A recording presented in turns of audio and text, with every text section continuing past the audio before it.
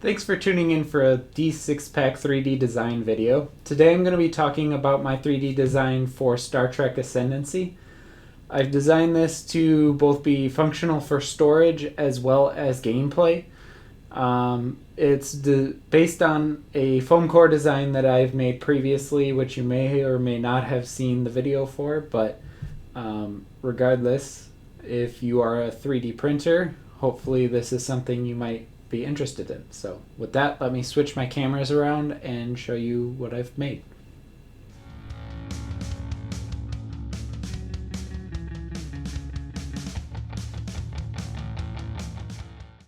So first thing, when you open the box, you have your rules on top here, and then moving those aside, you can see that there's basically two halves of the box. There's kind of the faction trays and then the resource trays. Let's look at the resource side of things first. So you've got your player boards on top here, and then you've got your research and culture tray and your production and warp tray, and they're designed the same. One half is slightly larger than the other, and there is this curved edge so that you can get the pieces out a little bit easier. And there is designed to be two of those for each set of resources so that they can be spread out to opposite ends of the table if you have large groups of players. And then over here we have our planet trays. You can see this one has a specific setup for the starting planets, and then another one for the Borg expansion planets. And then in the middle here we have command tokens. So I will tell you the disadvantage even to my own design, and this is going to be the biggest flaw in this system, is the tokens can be kind of hard to get in here. All of the trays are designed with a edge that allows you to get a finger in so that you can take them out fairly easily, but with the command tokens, trying to put them back in there, sometimes they fall on their side and it can be a little bit problematic. There are two planet trays as well, for similar reasons to the resource trays.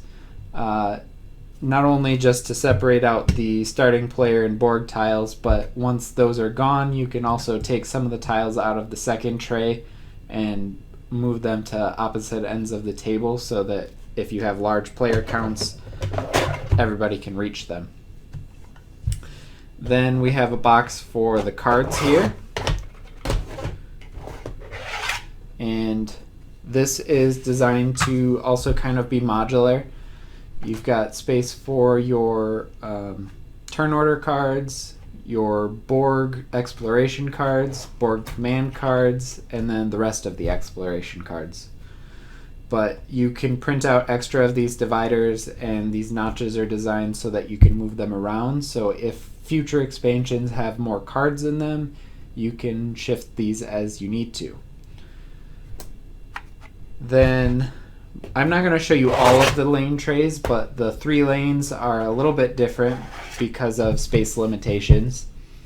So the 2 and 4 lane, there's enough room for more tiles in there, but the 3 lane was fairly full just because of that, and it had to be higher in order to match up with the card tray as well. So I created this little divider here so that you can create a second row of 3 lane tiles on top of there.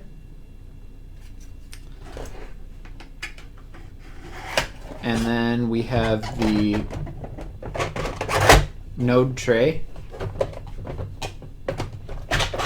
which is designed similar to the resource tray, but maybe a little bit bigger.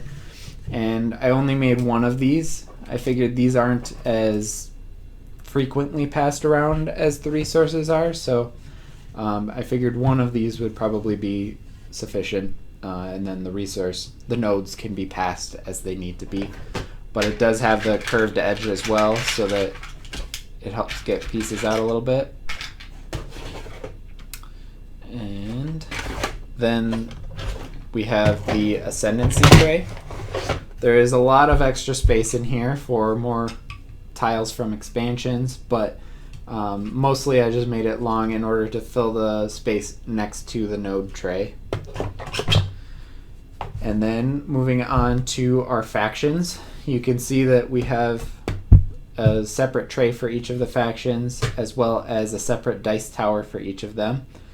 You don't necessarily need the dice towers. I have the dice sets for each of the factions that Gale Force 9 produced, so having an extra place to store them is nice.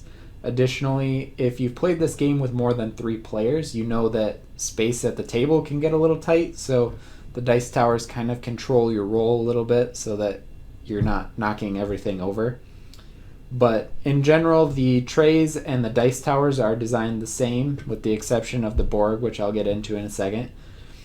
So I'm just going to show you one of each of those.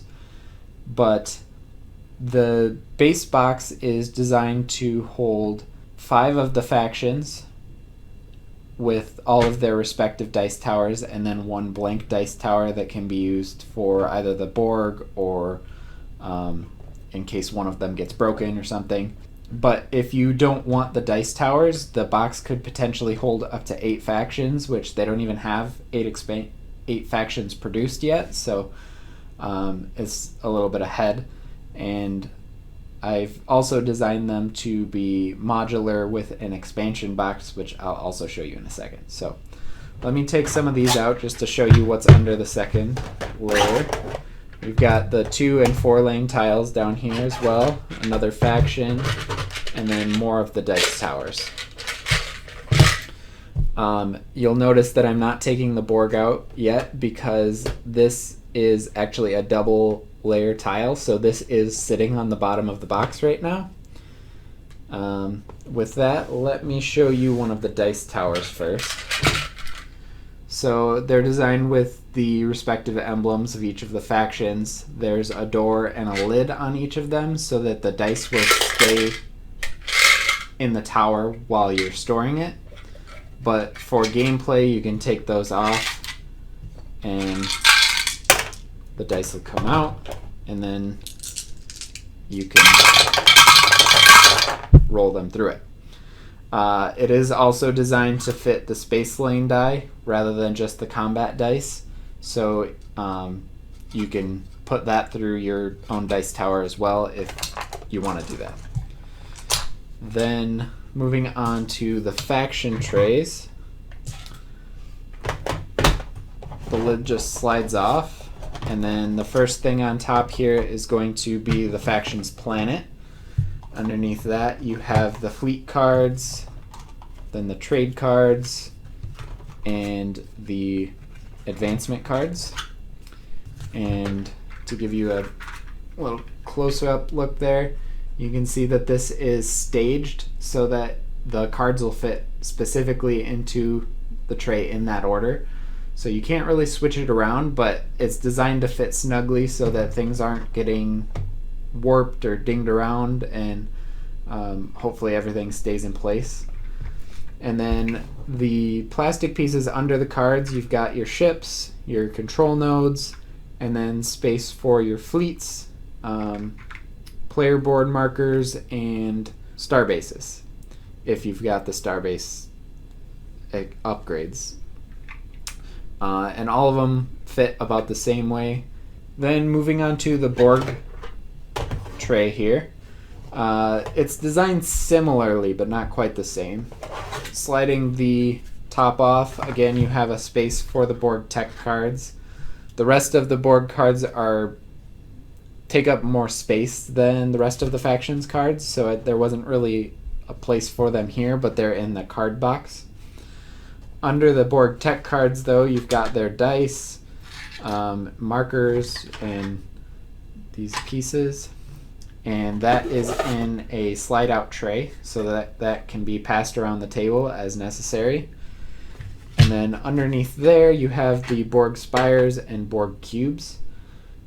And that fits into the same space as one of the factions, except it's twice as high. The last thing that I wanted to show you is how this fits modularly into one of the expansion boxes. So the dice towers are designed to be half the width of one of the faction boxes. So I designed the height specifically to fit 3 of these into one of the expansion boxes, or you could fit 2 and their respective dice towers, depending on how you are storing your game. Of course, like I said, if you're not using the dice towers, there's room for 8 of them in the base box anyways, so you might not need to use the expansion box like this, but that is how it's designed, and I think it'll keep things neater than otherwise.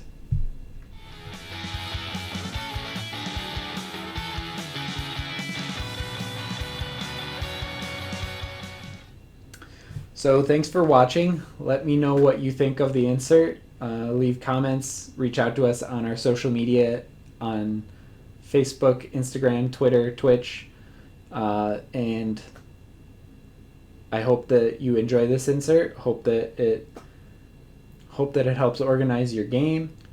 And if you want a link to the models, I will put that in the description below. It is on Thingiverse. So thanks for watching. Bye.